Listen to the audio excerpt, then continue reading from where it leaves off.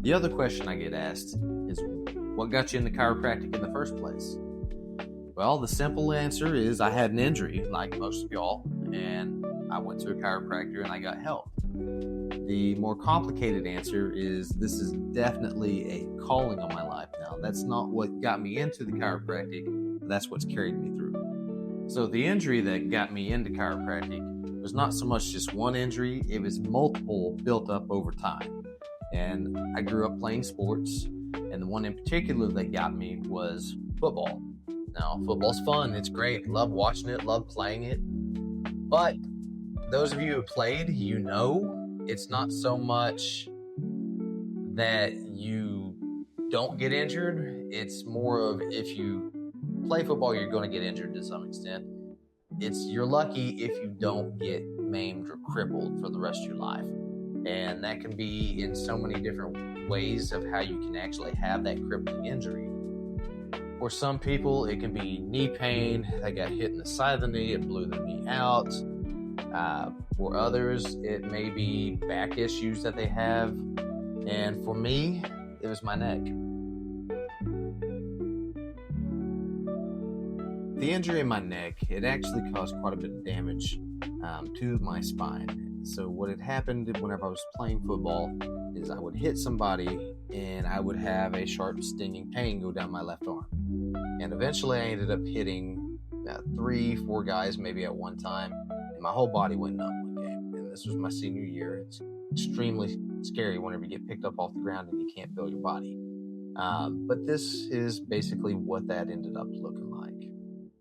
So you can see that is my neck. That is my x-ray. That was back in 2023, I believe, just as an update. So, yep, 2023. That is a -3 degree curve. And what you're seeing here is roughly about 30 years worth of damage. And as bad as that is, that's actually good compared to where it was 20 years ago whenever I first found out about it. And this is why I've got to constantly work on my neck so it doesn't get worse. And if you're wondering what normal should look like, you should have a curve in your spine that curves in this direction of that blue line. Mine's actually going the opposite direction.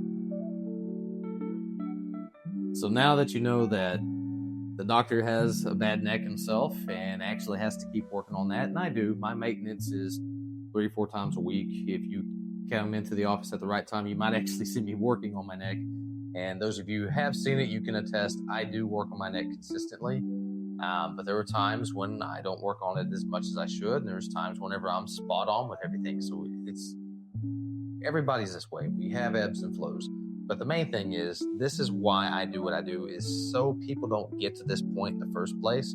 Sometimes it's inevitable, but a lot of it you can actually stop or prevent. And at the very least, if it's starting to get damaged,